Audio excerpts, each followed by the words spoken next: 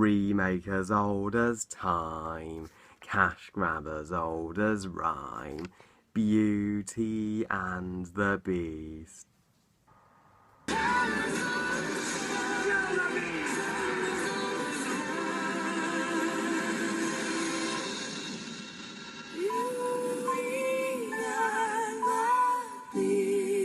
Why, Disney? Why does this movie exist? So, Beauty and the Beast, the 2017 live-action remake, directed by Bill Condon, and tells the story of... I don't have to explain the plot, because we all know the story of Beauty and the Beast by now. We've all seen the original animated movie. It's the exact same story and movie as the original animated movie all over again, with minor changes, with added in padding and filler and pointless backstories that no one gives a shit about. Not only that, but it's half an hour longer than the animated movie, yet somehow is paced and flows more terribly. And what was the point of this movie again? Because I don't know. Why are people really anticipating it? Why have Disney been hyping the hell out of it? Why has the trailer popped up in countless cinema screenings? And I even went to my local Disney store recently, and trust me, there was Beauty and the Beast merchandise everywhere for this movie. Hi guys, Harry Thomas here, and I'm really sorry. I didn't want this to turn into a rant. I really didn't. When I first heard that they were remaking Beauty and the Beast into live action, I was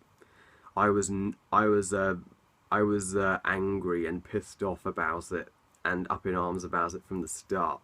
Because I am someone who loves the original Beauty and the Beast. It's a timeless animated classic. It's an animated masterpiece. It's revolutionary how it's the first ever animated feature to be nominated for Best Picture. And it's something truly special. It has stood the test of time for the past 26 years. Everybody still remembers it, treasures it, and loves it. It's a perfect film. I don't have any problems with it. And yet they chose to remake it for some reason. And I didn't mind the Disney live-action remakes at first. At least Alice in Wonderland tried to be different. And at least Maleficent, in some ways, being nowhere near as good as the original Sleeping Beauty, but at least it was a different take on the character of Maleficent. And at least Cinderella and the Jungle Book, yes, the animated Cinderella and Jungle Book are hard acts to follow, but at least the Cinderella remake improved and developed the romance between Cinderella and the prince, and the Jungle Book only had little references to the animated classic and was actually more faithful and true to Rudyard Kipling's books and made the story a bit more engaging for me. But this Beauty and the Beast remake is the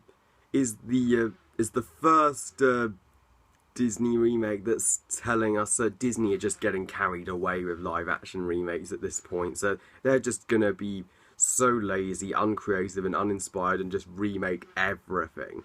And after seeing it, I can gladly say it's exactly what I knew it would be. Just a boring rehash of the original Beauty and the Beast, and inferior rehash that did not improve anything over the original whatsoever. This is the animated classic done wrong, and you just know this. I knew this movie was never going to be as good as the original. Who actually thought this movie would ever live up to the original? You just know this movie's not going to be as good. Listen to the beautiful opening music of the original film.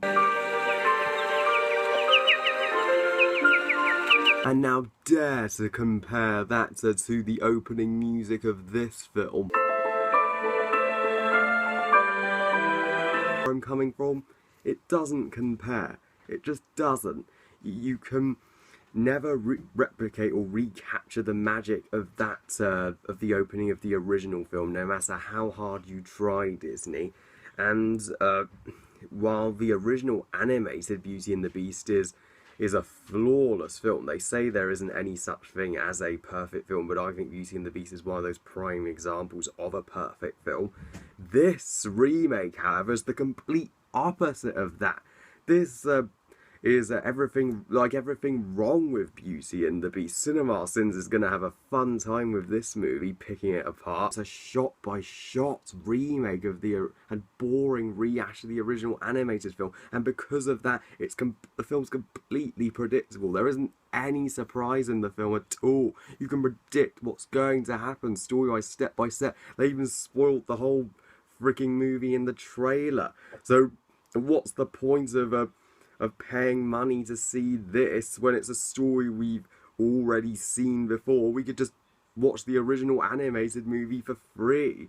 In fact, that's exactly what I recently did. I saw the original animated movie for free, and it was amazing. They even re-released Beauty and the Beast in 3D 5 years ago, back in 2012, and even that was a infinitely better and more amazing experience to see that original film on the big screen in 3D. The cast here, you have a terrific cast. Emma Watson, Dan Stevens, Luke Evans, Josh Gad, Ewan McGregor, Ian McKellen, and Emma Thompson and Kevin Kline. But none of the actors here, as hard as they try, ever reach the heights of the original cast. Emma Watson, although she tries, bless her, I really do feel sorry for her because it's a lot of pressure to be Belle. But she's nowhere near as good as Paige O'Hara's Belle. You just can't replace Paige O'Hara. Paige O'Hara is the definitive Belle. And Emma Watson, why did they have to edit her singing? It sounds completely auto-tuned and edited with. I feel sorry for her. I hope they paid her extra for that. I wouldn't want my voice edited. And Dan Stevens, I know a lot of people really like Dan Stevens, but he was completely miscast as the Beast. They only cast him, I think, just so he would look hot when he turns into the prince at the end. He aims a patch on Robbie Benson's Beast, and the Beast looks all wrong design-wise. He was so awesome, freaking intimidating, and badass in the animated film, and had a bulk to him, had animal-like movements, and gradually became more human as that movie went on. Whereas this, he's way too human all the time. He walks on twos all the time. His horns are way too big. He looks more like a ram, and his face looks too handsome. It doesn't look scary. I was never in. And he didn't lose his temper nearly as effective as Robbie Benson's Beast did. I was never intimidated by him. Belle and the Beast, the romance here is done terribly. It's completely forced. Between Emma Watson and Dan Stevens, there is absolutely zero chemistry. The animated Beauty and the Beast, that's the greatest love story of all time. They are the best couple in any movie in the animated film. You felt the chemistry that built very naturally, but this was the romance done all wrong, and even Gaston and LeFou had a better relationship and better chemistry than these two did.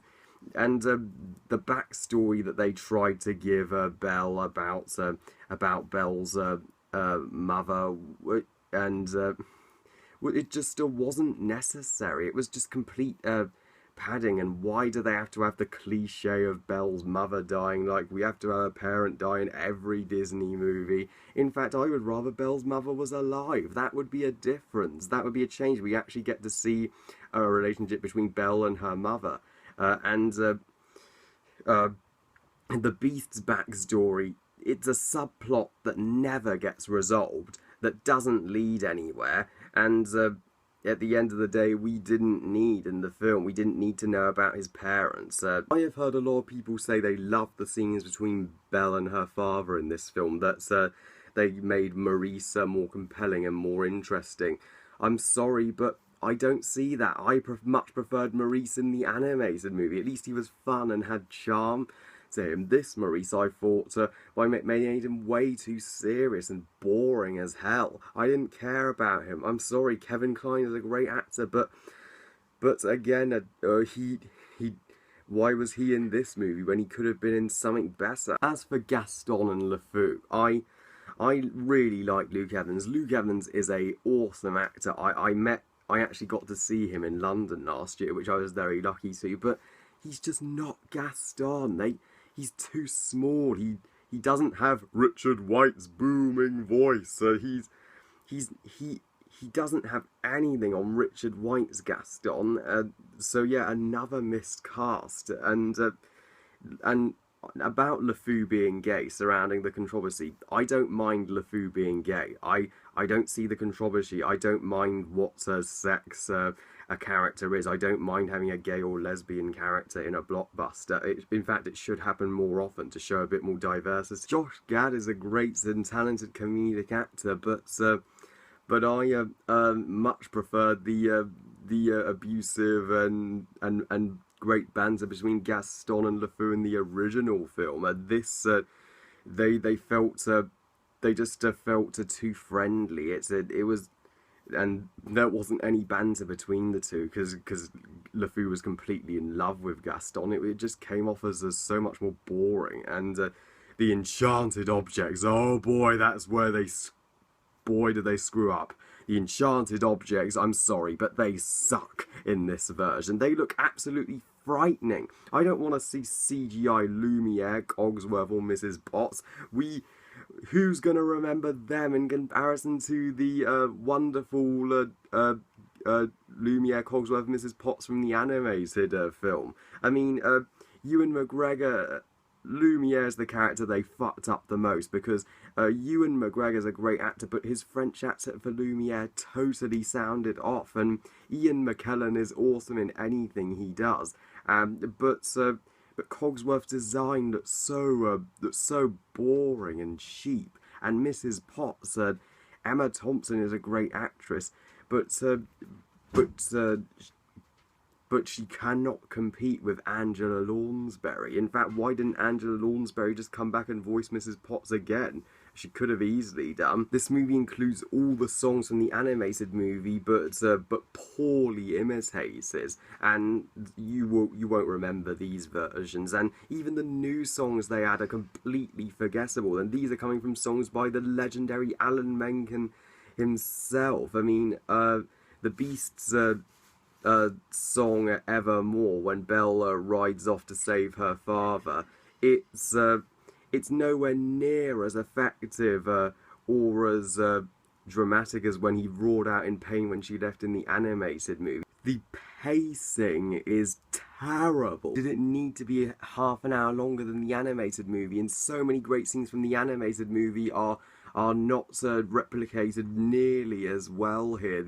Like the scene where he saves her from the wolves look fake as hell and not nearly as dramatic or as much tension as it was in the original film. How did you make a scene in animation scarier than a scene in live action? I know the defenders of this movie are gonna say, oh, but Harry, you shouldn't compare it to the original, just judge it on its own. Well, it's impossible not to compare because it's a complete remake. It's trying so hard to be the original. At the end of the day, guys, I was originally gonna call this film just a mediocre, unnecessary, okay remake. I was gonna praise the production design, but I can't, and the sets and the costumes, but I can't even praise that, because why wasn't that gone into a film that actually was original and had a point to it? If at this point, Disney are just remaking everything. If they remake Beauty and the Beast, trust me, they're gonna remake Snow White and Seven Dwarfs, they're gonna remake Pinocchio, they're gonna remake Bambi, they're gonna remake Little Mermaid, and of course, the worst news I've ever heard, they're going to not only remake Dumbo, but The Lion King. The fact that they're remaking The Lion King with Jon Favreau is the worst news I've ever heard from Disney. And the original Beauty and the Beast was the last film Howard Ashton worked on. And the fact that they're just making a new Beauty and the Beast and Alan Menken actually scored it, that's fucking disgraceful and disrespectful to poor Howard. Alan, shame on you. And what would Walt Disney himself say if he saw what his company has become, that they're just remaking everything now? I think he'd be devastated. I give Beauty and the Beast 2017 0 stars out of 5. I love you guys, thank you for watching, I hope you guys enjoyed this rant, and what do you think of the new Beauty and the Beast compared to the original? Comment, let me know, please like this video and subscribe. I love making new subscribers, making new friends and talking to you guys about movies, really appreciate that. Please follow me on Twitter and on Google+, and I'll see you all next time. Bye guys.